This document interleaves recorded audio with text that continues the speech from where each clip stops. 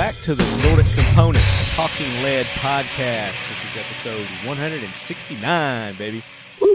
Coming off a good show from last week. Didn't actually record that one last week. It was the week prior. That was the show that I was telling you guys about. We went up to Rock Castle to attend the Night Stalker Association two-gun competition, and we finally got the thumbs up to release that show, and it was a good show.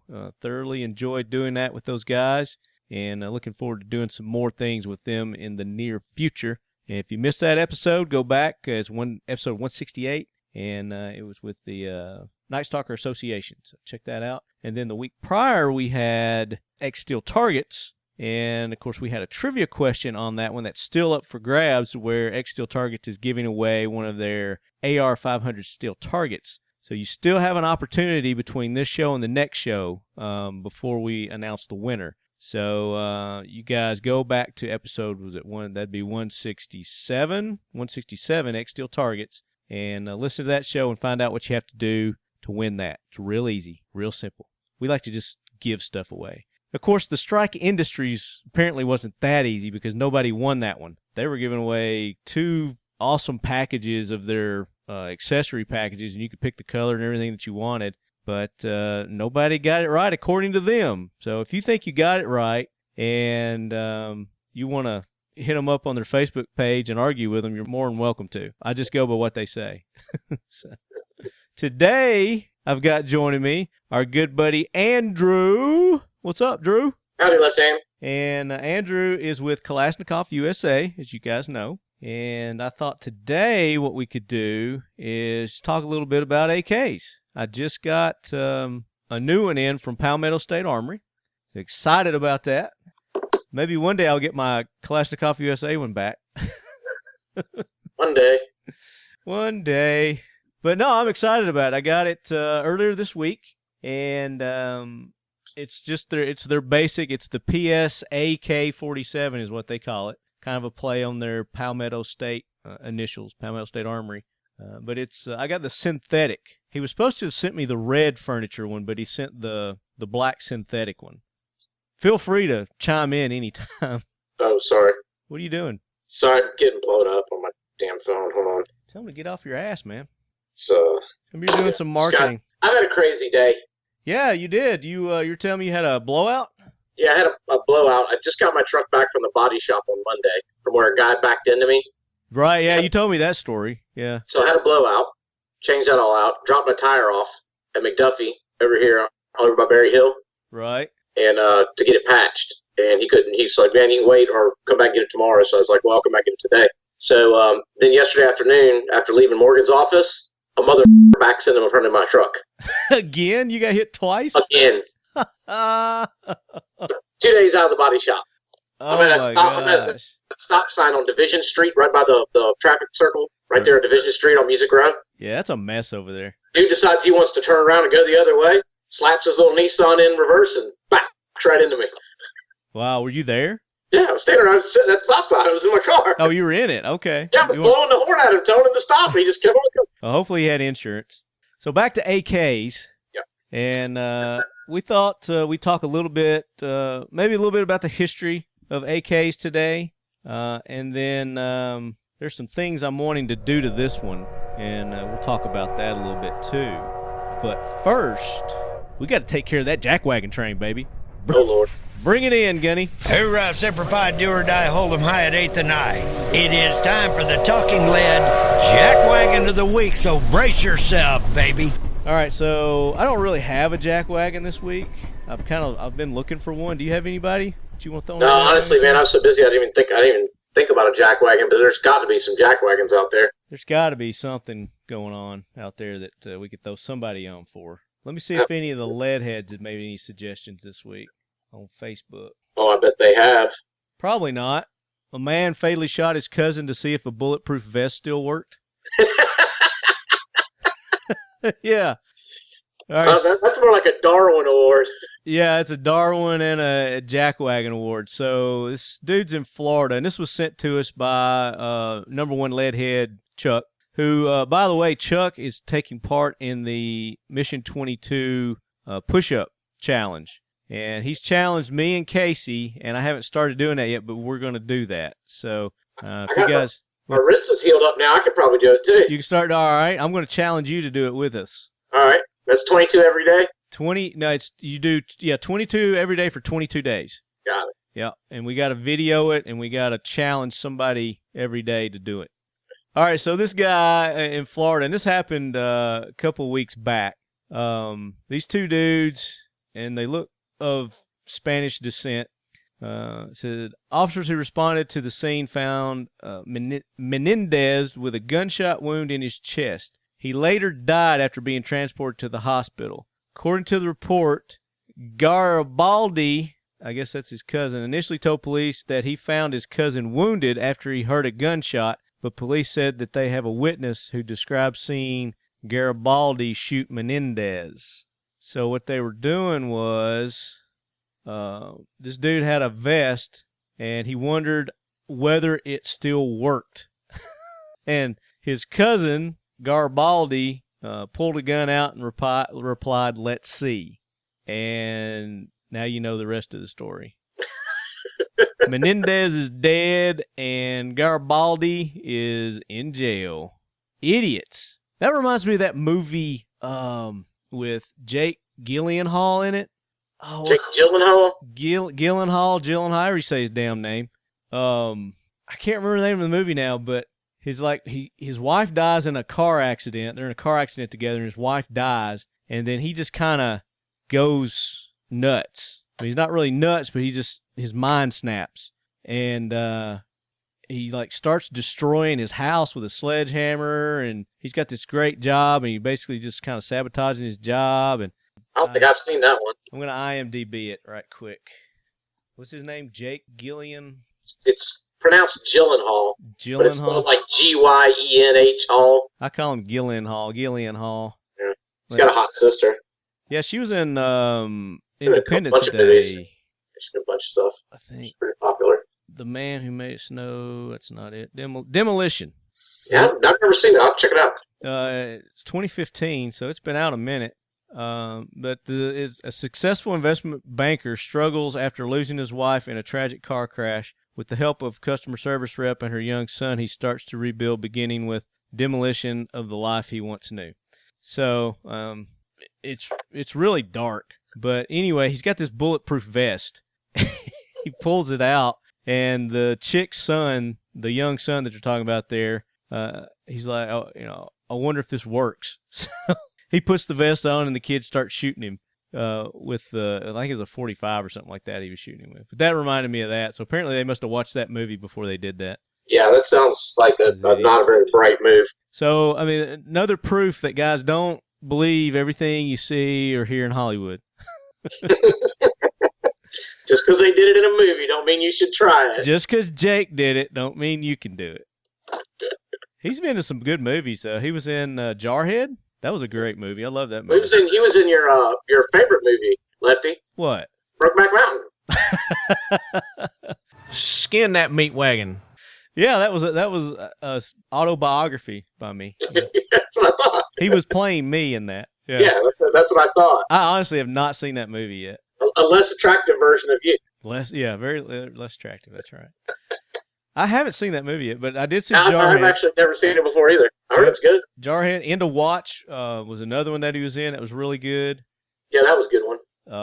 Nightcrawler was another weird one. I watched it, but it was another where he plays a weird. Yeah, it's definitely a weird, dark movie, but I thought it was pretty good. Yeah, it was a little different. And I haven't seen Southpaw yet, but I heard it was pretty good. He's like a boxer or something. Yeah, I haven't seen that either. Yeah.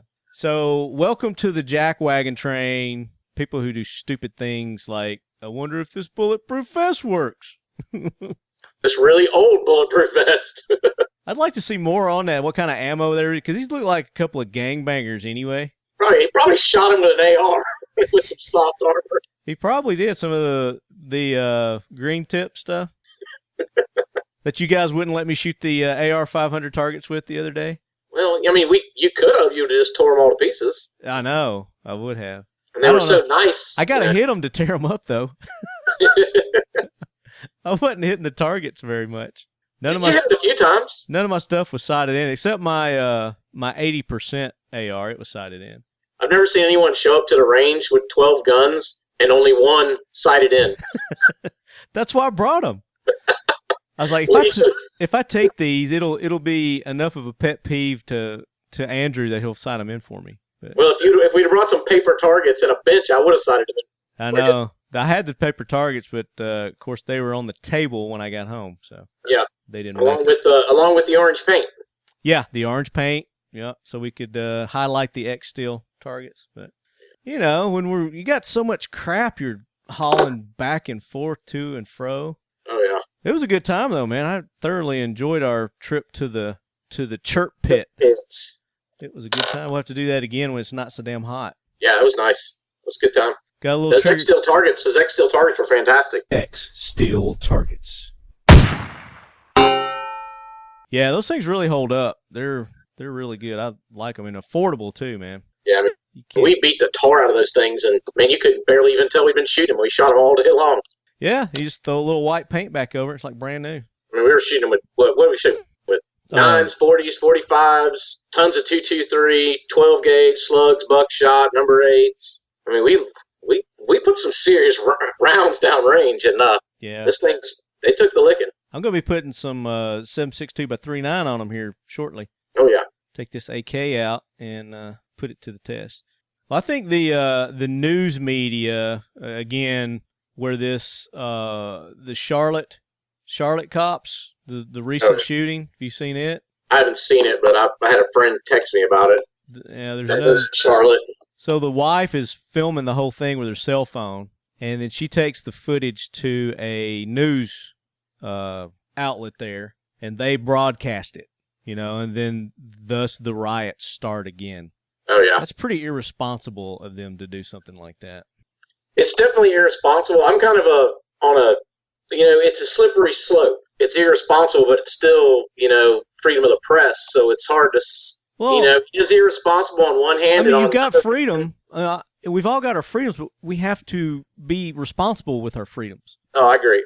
And I think that was completely irresponsible of them. Again, I don't know all the the backstory on it, or if they consulted with the police department before they released it or anything like that. But yeah, I do know that it did incite a riot. Oh yeah, which whether it's justified or not, that remains to be seen. All right, quick audio warning coming up. There's some foul language. This is the actual audio from that shooting. And if you got kids, you might want to turn it down. I'm not going to edit this. This is exactly how the news posted it. I used to run a law enforcement supply. I used to work Don't shoot him. Don't shoot him. He has no weapon. He has no weapon. Don't shoot him. Don't shoot him. Gun. Don't shoot him. He didn't do anything. He's got a gun. He doesn't have a gun. He has a TBI. He's not going to do anything to you guys. He just took his medicine. Keith, don't let him break the windows. Come on out the car. Keith, don't do it.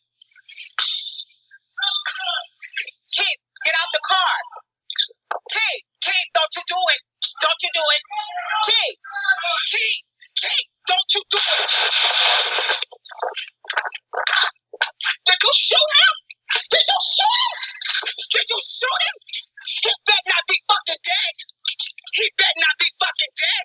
I know that fucking much. I know that much. He better not be dead. I'm not gonna come near you. I'm gonna record though. I'm not coming near you. I'm gonna record though. He better be alive because I'm coming. You better be alive. How about that? Yes, we're here over here at 9453 Lexington Court. These are the police officers that shot my husband, and he better live. He better live. Because he didn't do nothing to them. He good. Ain't nobody touch nobody, so they all good. I know he better live. I know he better live. How about that? I'm not coming to you guys, but he better live. He better live. Y'all hear this and you see this, right? He better live. So it looks like he didn't have a gun. He had something that looked like a gun. He was pulling a suicide by cop because he said he just took his medicine. Yeah, he took some kind of medicine. TBI? What's TBI? What is that? No idea. Some kind of delivery system for medicine, I guess. Yeah, I would imagine. Maybe like a insulin pump or something like that. Yeah, could be. It's not traumatic brain injury, is it? Maybe. Could be. Detective Scott's watch does not clearly show the exact moment he was shot by police on Tuesday. Scott is seen on the ground surrounded by police officers at the moment he was shot and fired. He better not be effing dead. He better not be effing dead. The killing of Scott 43 sparked 3 nights of fire protests and violent clashes between protesters and law enforcement. Activists and the Scott family have pressed city officials to release body cam or dash cam footage of the fatal encounter. In the 2-minute, 12-second footage provided by the Scott family's attorney to NBC News, so they gave it to NBC. Okay. Scott can be heard saying, "Don't shoot him," as a police officer appeared to converge on a white pickup truck in the parking lot of a condominium complex. "He has no weapon, don't shoot him." Blah, blah, blah.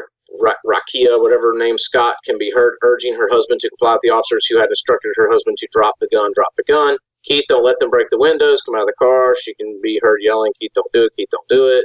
It's at that moment that 4 gunshots can be heard as Scott's wife screams, "Did you shoot him? Do you shoot him?" In the aftermath, police officers can be seen attending to Scott's prone body as his wife apparently calls 911. The footage was obtained by NBC News amid conflicting reports about whether a gun was found at the scene of the shooting. Police say he had a handgun on him and posed an imminent, deadly threat. The family says he was not armed and did not pose a threat to officers. No gun is visibly clear in the video footage, which appears to have been recorded from a nearby patch of grass. The photo previously obtained by NBC News from local affiliate WCNC appears to show an object at the scene that police sources identified to the affiliate as a gun.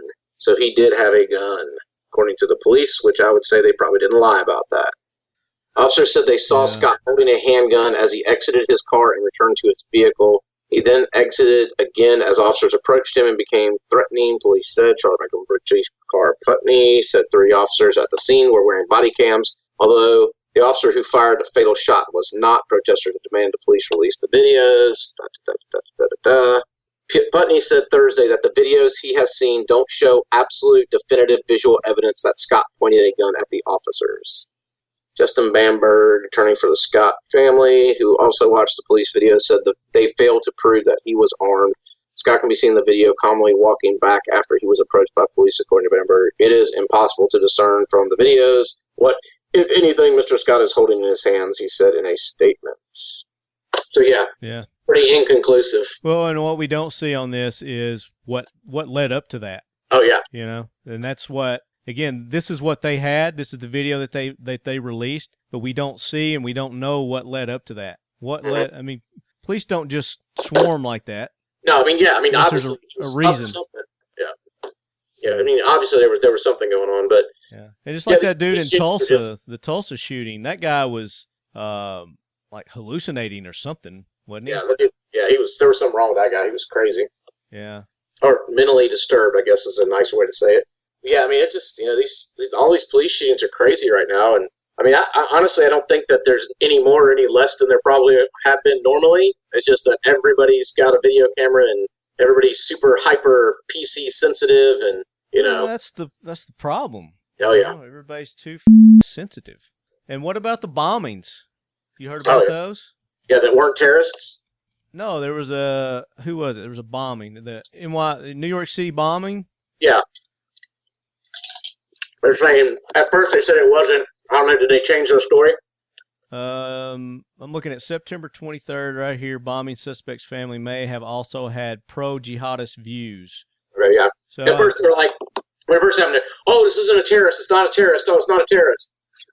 Yeah, exactly. I mean, that's the like they always do. They try to act saying. like it's not. But when they were trying to, I guess, arrest this guy or whatever, he kept saying, you're profiling me. You're profiling me. Yeah. Why are you profiling me? Well, because you're a terrorist.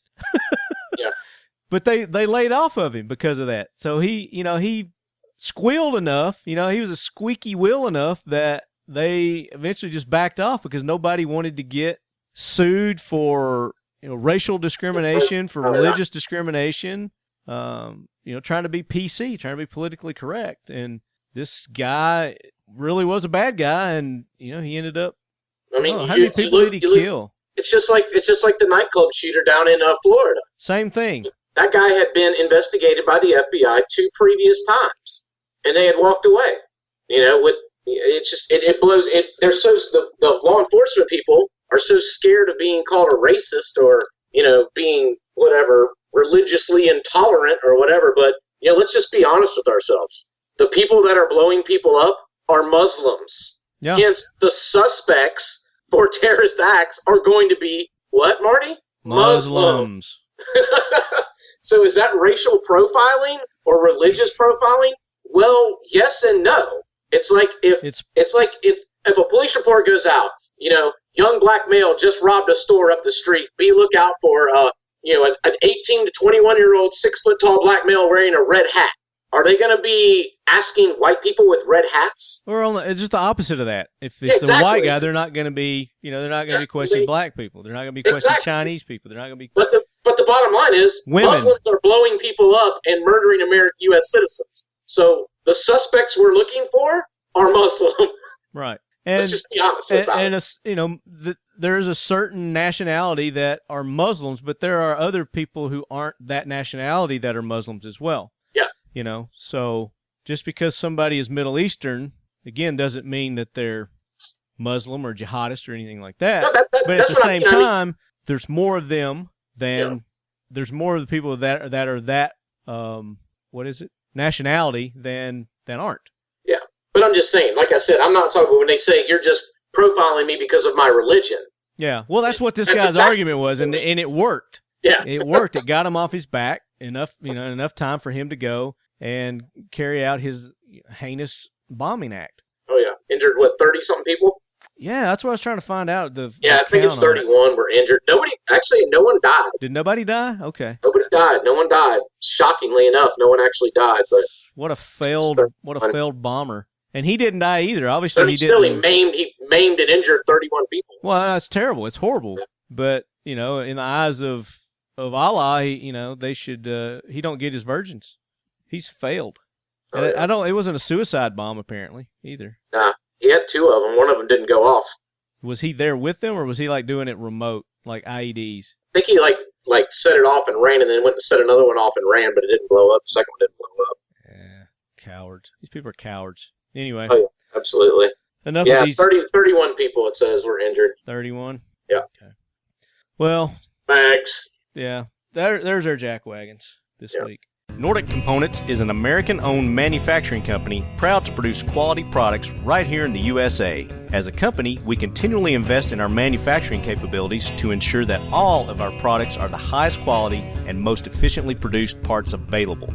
The Nordic Components business consists of 2 segments, manufacturing and sales. Our manufacturing business works to provide custom machine components for a variety of applications, with our specialty being firearm components. The sales business produces lines of branded firearm accessories to enhance and elevate the shooting experience. We are a company owned and operated by individuals devoted to shooting sports, and many of us shoot competitively. We attend and sponsor a number of events around the country each year where we listen to you, the consumer, and are proud to say that all of our firearm components are a direct result of your input. As a firearms accessory provider, our aim is simple. Provide shooting enthusiasts with innovative products of uncompromising performance and reliability. Nordic Components. Check us out at nordiccomp.com. So let's get into AKs, Andrew. Let's talk about AKs, man. So what do you want to know about AKs? You know Marty? a lot. You know a lot about AKs. You know a lot more than I do, anyway. I know a few things. But let's just talk. Let's just kind of start off and let's talk a little history about AKs. And of course, Mikhail, is that how you say his name? Mikhail, mm-hmm. Michael? Well, it would be the Russian version of that, yeah. Yeah, Kalashnikov is the inventor of the AK-47, which is his initials. I don't know his first name. How do you say his first name? Well, AKs, it's Adamov Kalashnikov is what AK stands for, and 47 is the year it was designed.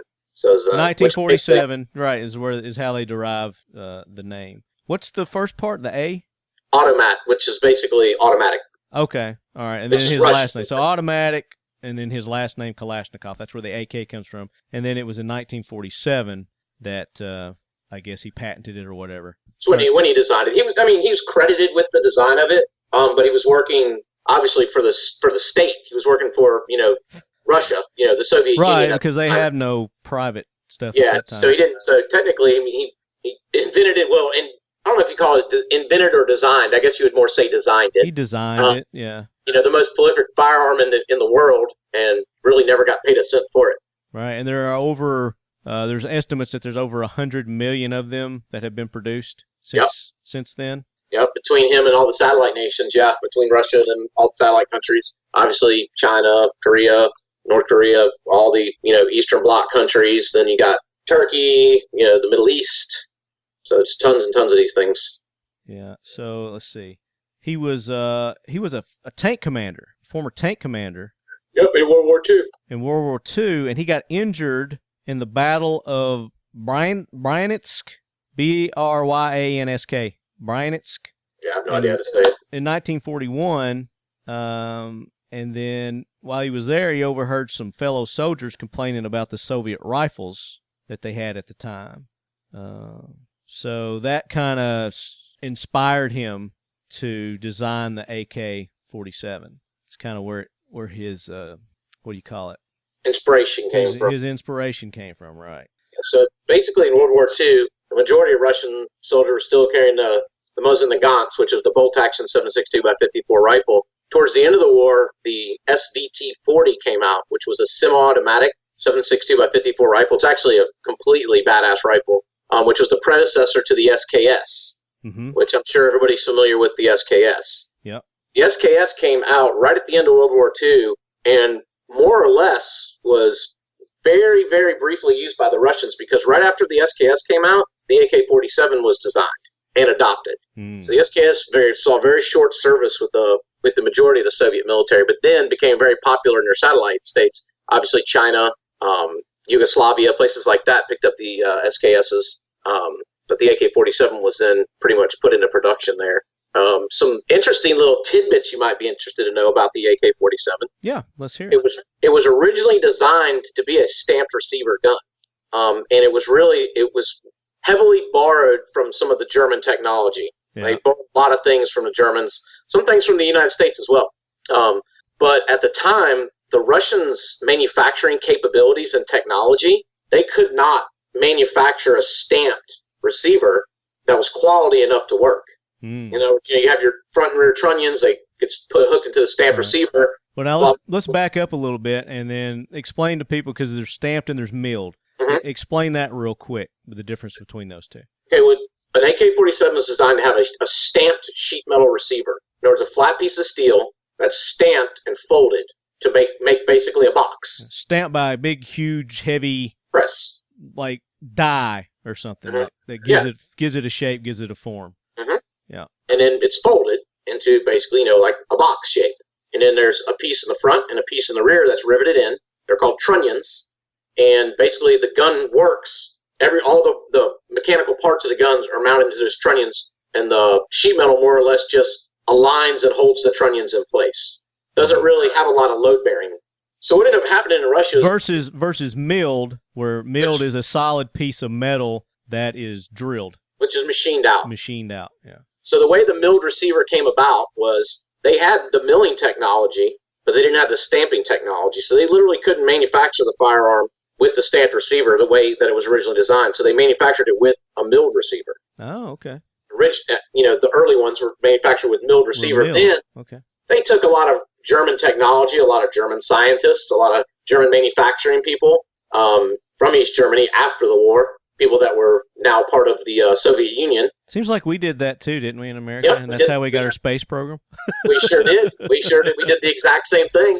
Yeah. And as they adopted and adapted with new technologies, they transitioned out of the milled receiver into the stamped receiver AK. Very cool.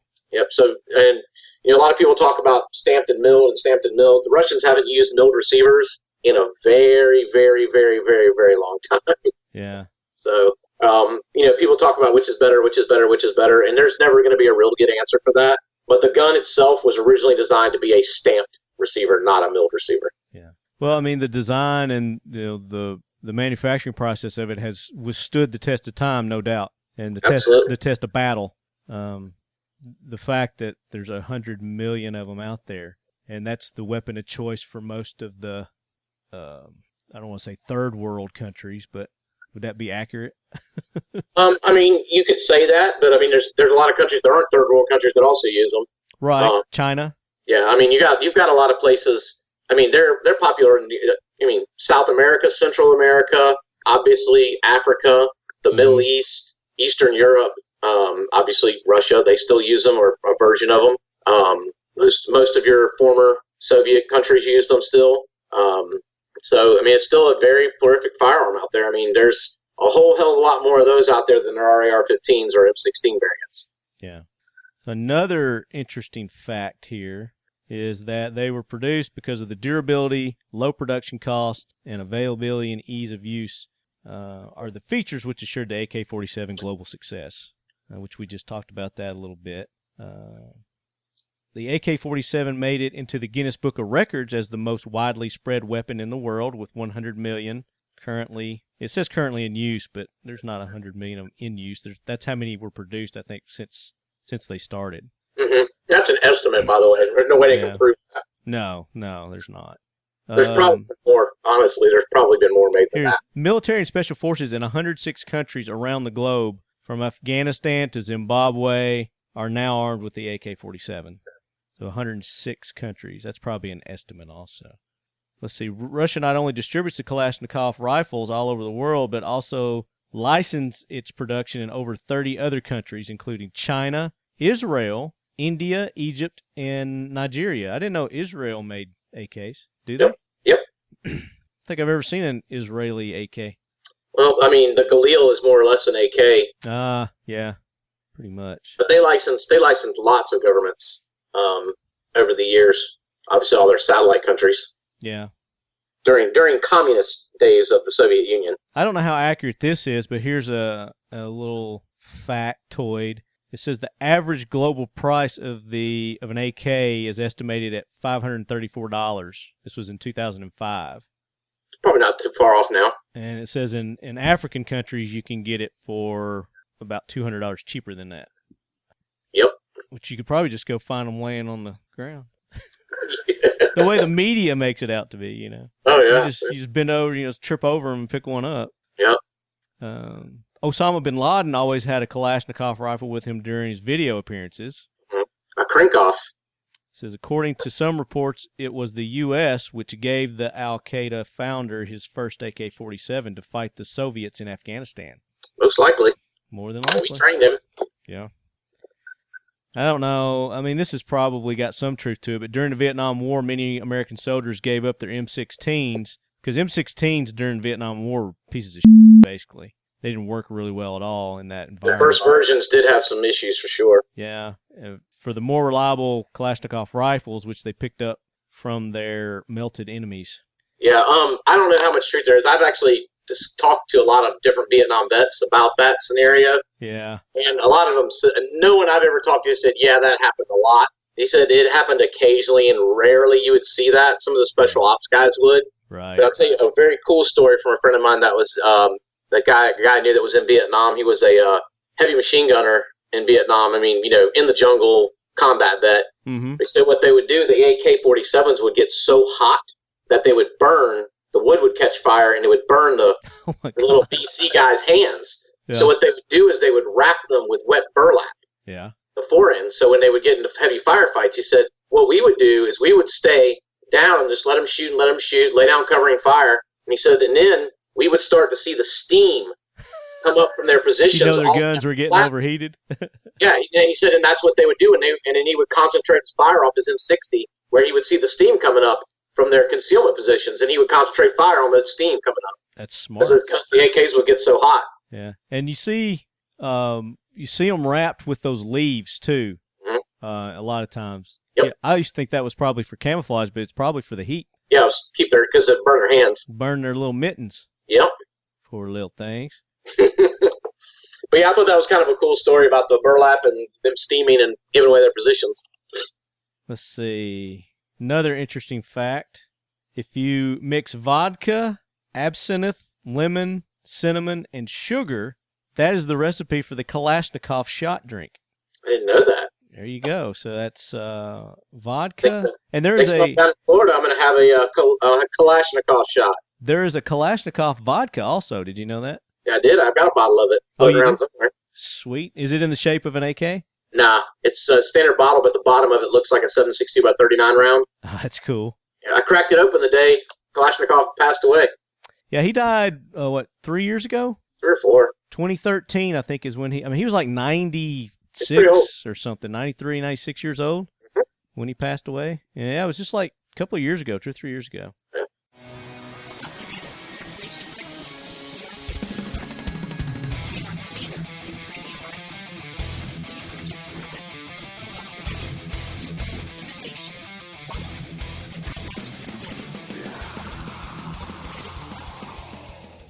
Okay. All right, so Andrew's got to go. So we're going to have to use his knowledge while we're here. So the AK that I got, the Palmetto State Armory one, it's just got the basic synthetic furniture on it right now. And I'm pulling it up here. And what I want to do is I want to get some rails on the front, and I want to get a folding buttstock, and I want to change the grip out. Okay. I'm going to do some videos with it just like this in this form. But then once I shoot some videos like that, then I'm going to change out. And what do you recommend for handguard? It depends on what you want to do with it. I like the traditional style handguards. But if you're looking to put an optic on it, and that's what you want, you're going to want to buy a higher quality one. There's several companies out that make really high quality aluminum rail systems for that. CAA has a very high end, what do you call it? Not M-Lock, key mod. Key mod? Okay. Midwest Industries makes a really nice one. It's pretty affordable. It's not super high end. Yeah. And there's obviously several other companies that do it. But do they make them that go further out, that are longer? Yeah. Okay. Yeah. That's what I want. One that's longer. Does that, and then Midwest has got one. I mean, there's like I said, there's tons of companies that make it. Have you seen the Troy Industries? Yeah. Have you seen it? Troy's got a new one. Yeah. What do you think about it? It's not bad. It's not bad. Is it not bad? Solid, locks in. Is CAA's a longer one? They make a longer one, and they make a standard length one. Okay. I'll check into that one then. And then for my buttstock, it's just got the fixed buttstock on it right now. I'm wanting to get a... That's the CAA one. Oh, that's the handguard? Yeah, but this thing's like $400. Oh, well, sheesh. Yeah, it's crazy. It's nice, though. Yeah, it's really nice. It's actually probably one of the nicest things they make. Does that go back? Yeah, it goes over the top, but still allows you access to the dust cover. So your barrel's going this way, and this is going back towards you to mount your optic on the back here. It's going toward the buttstock there. Yep. Okay. Yeah, that's exactly your gas what I want. Gonna end up here. But yeah, this is a really nice one. It's just very expensive and kind of heavy. Maybe Mikey will give me a deal on one. Maybe. I doubt it. Pistol grips, obviously everybody makes those. We've got, really everybody makes one. I think I'm going to go with Ergo. I saw Ergo's. Yep, Ergo's got a good one. Ergo's my favorite grips, and I saw they made one for the AK, so I'll probably run with that one. Yeah, if that's what you like, definitely run with that. Yeah. And then as far as the buttstocks go, you've got a bunch of different options from like cheap Tapco tube with 6 positions, like AR style stock. But you said you wanted a folder, right? Yeah, I wanted a folder. What do I got to do to? Is there an adapter or something I've got to put on here to make it a folder or what? Okay, so Magpul makes a folding stock that's going to have the adapter basically built into it. Okay. All you're going to do is you're going to take that old fixed buttstock out. It's really simple. There's the screws. You can see them right there. Right. Just take it off and take it out. So is it just Is it just that one screw that's holding it? I'm not sure on the Palmetto. Is there an underscrew on the Palmetto? No, I'm not seeing one. Okay, then there's probably a screw or a pin on the inside of the receiver. So take the dust cover off and look around the inside. But it's really simple. Okay. And then just make sure they'll sell them for stamped receiver. Make sure you get one for stamped, not milled. Okay. And it'll go right in there. Actually, I think Magpul only does stamp right now. They haven't come out with their milled receiver stuff yet. Yeah. Now, I was looking at, I've got a double star Ace SOCOM buttstock on one of my ARs. Mm-hmm. I would like to put one of those on this one. That's what I was going to say. The best one, it's expensive, but the best is the Ace. Ace makes a side folding adapter, which you'll install into the back of the receiver, and then you can put any of their Ace stocks onto that adapter. Gotcha. So I think they make the best AK side folder. It's like I said, it's not cheap, but it's definitely the best one on the market. Yeah. Okay. Well, I'll probably go that route then. Because I like the SOCOM that I've got right now. It's a really good buttstock. Yeah. Basically, you'll be able to take that piece off, and you can stick it right onto their adapter for the AK. Now, what about a muzzle brake compensator? What do you recommend for that? It's got a standard slant brake on it. Yeah. Man, I like the way they look. I just leave the slant brakes on them, but a bunch of people have compensators. I think Vickers has got one now for the AK. There's, like I said, I think anybody that makes them, Vortec, anybody that they make them for the AKs now. I got I mean, the AK accessories are really, really popular. I like the slant brake. I like the traditional look of the slant brake. Mm-hmm. But I do like the Vortec suppressors because they do really eliminate flash. Now, if you're looking for a compensator, that's obviously something very different. Mm-hmm. But if you're looking for an actual flash suppressor, I like the Vortec still. I mean, I think they have a great design and it works really well. And I've used it for years and really like it. Very cool. Now, these rear sights Mm-hmm. that are on here, if I put the rails on there, are they going to interfere with that? Some will, some won't. It depends on the brand you buy. Well, I was going to do the CAA. Yeah, the CAA one will not. You can still use your iron sights with the CAA one. Sweet. Okay. That's important because I want to keep those. Yep, you'll still be able to use your irons with that. Awesome. All right, buddy. That's all I got for you right now. Now, magazine-wise, CAA also makes a really good AK magazine, which... They have a 30-round windowed mag, and then the Magpul mags work pretty good. I haven't had any issues with them. I like the Circle 10 mags, which is the Eastern European surplus mags, waffle mags. Yeah. For me, I've been shooting AKs for a long time, and if you can get your hands on these, Marty. Yeah. He's going to get one to show it to us. Yeah. As if you guys could see it. That's like a some people call them waffle mags, but yeah. You'll look on the mold stamping right here at the bottom. Yeah. It has a 10 and a circle. Mm-hmm. I see that. Circle 10. These, in my opinion, are the best made AK mags you can get. Okay. If you can find them. Good fit. Huh? A good fit most of the time. Solid fit, metal reinforced polymer. These things are just freaking rock solid. Awesome. Hard to get though, huh? They come and go. They come and go. Sometimes somebody will have a bunch, and sometimes you won't see any for 3 months. But just if you get a chance, grab a couple Circle 10s. They're really good mags. I'll grab them out of your closet Yeah. next time I'm over there. You're like, hey, what happened to my mags? Now you'll draw back a damn nub. Don't, Marty. But no, the P mags are great. CAA's new 30-round mag. I put thousands of rounds through those mags, tested them out when we first made them. We first started making them, and have had zero issues with those CAA mags. And they're windowed, which I think is super cool because there's not a lot of there's only like one other company that makes a windowed AK mag, so that's pretty cool. Yeah. So those are great mags if you're looking for a polymer mag. They're just not metal reinforced, and neither are the Magpul mags. Gotcha. So if you want those metal reinforced ones, the Circle 10s are pretty much the best thing going now. Gotcha. Okay. Well, We'll find you a couple. That ought to get me dolled up a little bit on my... Because you know me, I don't like just plain shit. I know, you got to... I dress my shit up. Yeah, you being summoned? Yeah, let me grab this real quick, dude. Okay. All right, so real quick before you go, I know you got to go. You and I are going to be headed down to Georgia here in just a few days. We are headed down to the IV88888888 YouTube Range Day shoot. What day is that? We're going to leave like Thursday night or Friday. I thought it was in October. Early Friday morning. Yeah, that's next week. September the October 30th. 1st is Saturday. Huh? Saturday is October 1st.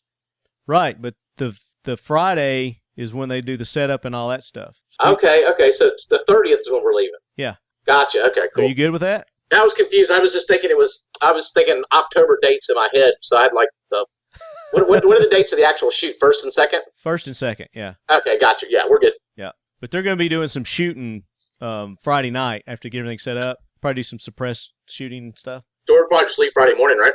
Yeah, we'll leave Friday morning. Cool. Be cool. But we got a place to stay, so we're good. Oh yeah. So yeah, Andrew and I are going to head down to Georgia and the IV888888 YouTube shoot coming up. 2 days, probably 2.5 days of that we'll have, and I'm just going to drive up Nashville. Or are you going to drive down this way? Because we got a carpool. I mean, we got a convoy. Because I'm going to Daytona right after. Yeah. So right after that, like I said, I'm going to Daytona to the Big 3 East shooting event down there. So I'm going to be out of pocket for a while. Hopefully I'll be able to get some recordings in between or during and get some stuff posted while I'm traveling. But we're going to be staying with our buddy Danny at Dipstick Hydrographics while we're down at IV888. And then I'll be staying with some of the days down there with the guys at Frontier Tactical, hoping to get a tour of their factory while I'm down there. So that'll be some good times. Cool.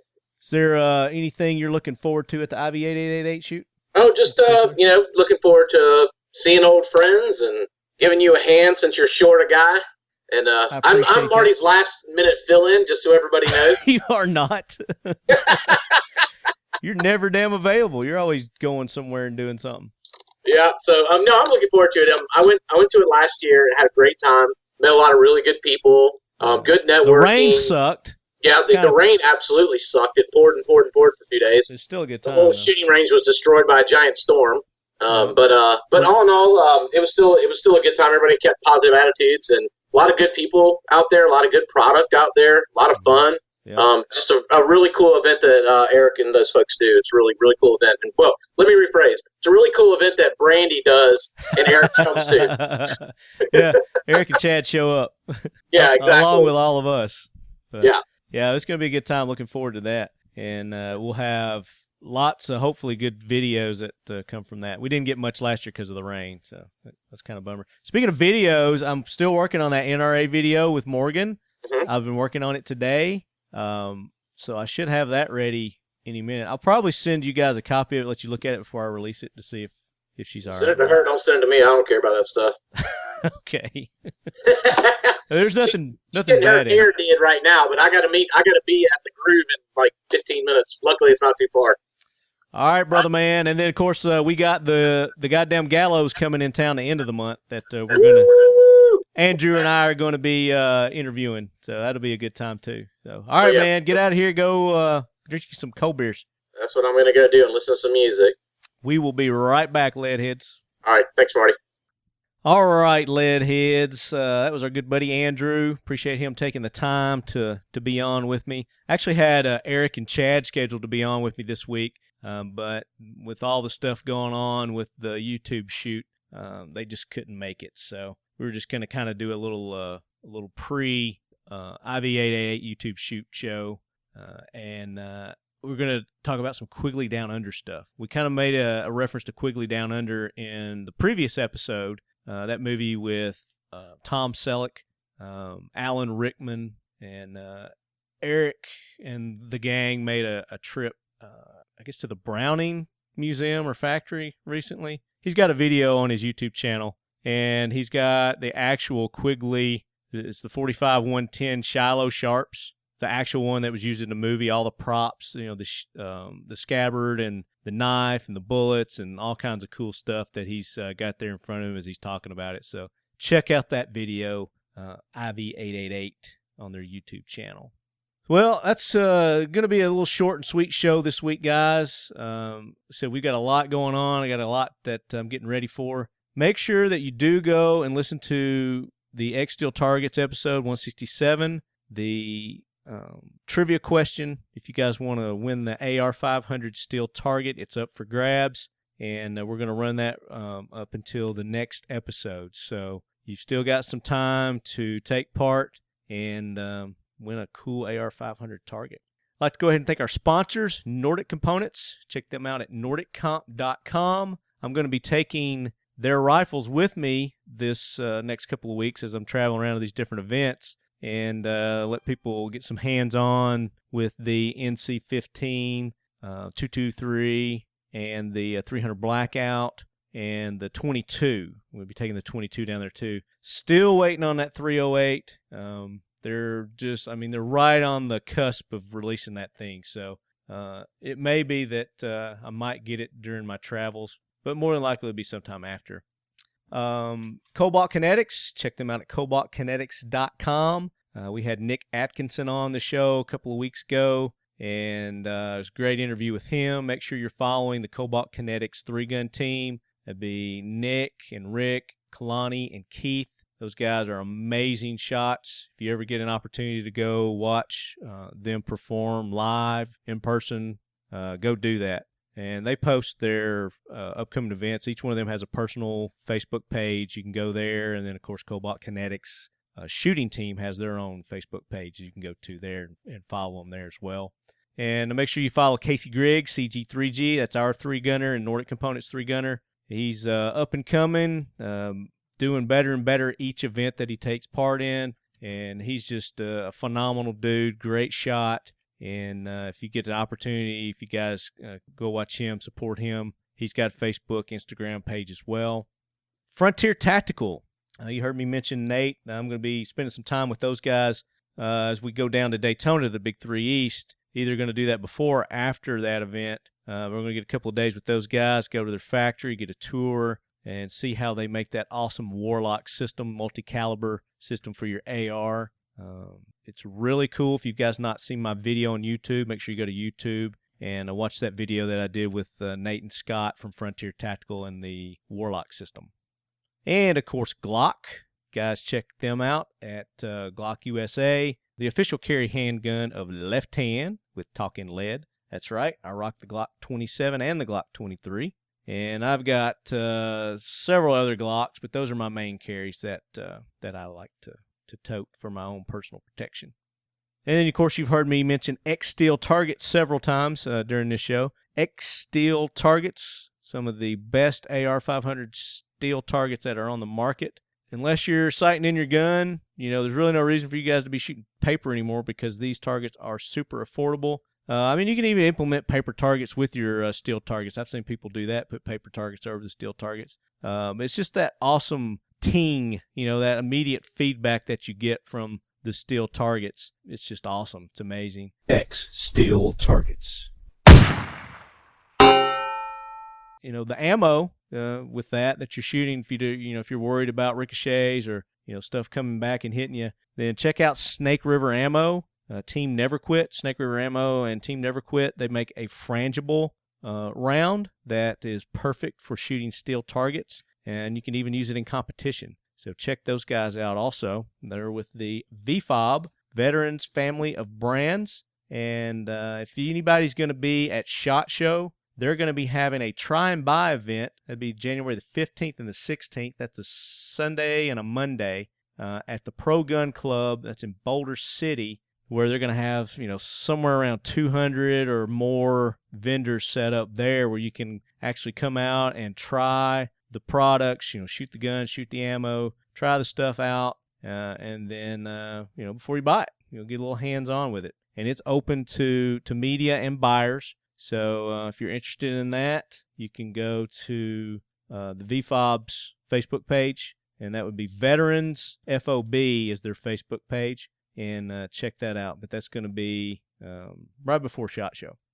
Multicam, check them out at multicampattern.com. If any of you guys see the lead sled during our travels, make sure you honk at us, wave at us, let us know that you're lead heads.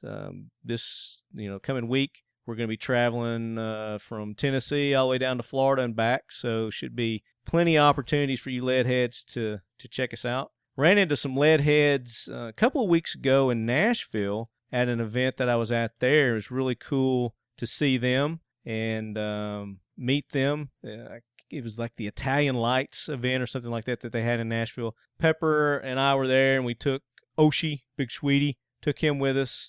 I mean, talk about a magnet. Holy cow. When you bring a 185-pound, 6'4" dog with you, you get some attention. So I think that's probably the only reason they spotted me is they saw Oshie, and then they're like, oh, hey, that's Lefthand. But it was great meeting you guys. Thanks for coming up, introducing yourselves. Anytime you Leadheads see me out in public, just come up and say, hey, man. Just like to meet everybody and personally say thank you for supporting the show.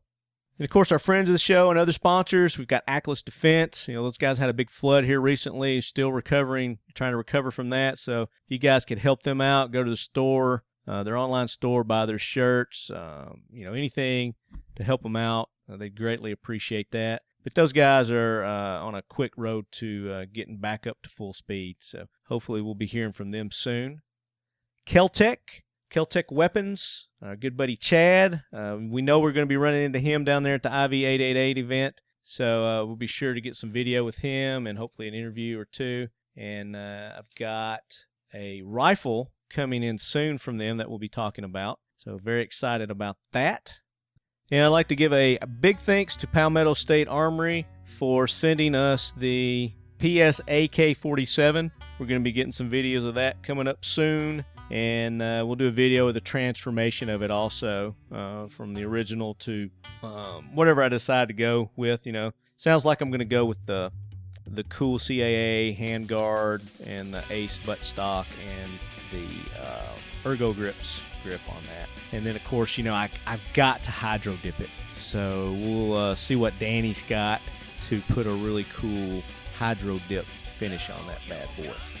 And guys, make sure you check out 1776united.com. That's where you can get the Talking Lead t-shirts. I've been working with them on trying to get some different colors, maybe get some hats going, so hopefully we can get that. We can get that all taken care of here pretty quick, maybe in time for Christmas. Our good buddies over at Tactical Walls, they've supplied the winner of the Talking Lead and Friends Independence Celebration giveaway with the Tactical Walls clock. So we're still waiting for pictures from that winner. I know he's got his clock already, but I've not seen any pictures. Some of the other winners have been posting pictures, and I've been putting them on Facebook. So as those get sent to me, I'll make sure they get posted, and you guys can see all the cool swag that the participants and winners of the giveaway won. And maybe our next one, you'll be a winner. And we'd like to thank Colt, Cantu Bruner Designs, Apex Tactical, and, of course, our good buddies over at Devil Dog Concepts with that side charging handle. Make sure you guys check them out. And Big 3 East, that event's coming up. They've got a website. They do a lot more than just this event. They've got classes and training that they do. They got a shooting range over there in the Daytona area. So you guys go check out their website, Facebook page, Big 3 East. Check them out. That's all I've got this week, guys. We'll be back soon with some awesome stuff from Georgia and Florida and no telling where else. So, as always, Leadheads, keep those loved ones close and your firearms closer.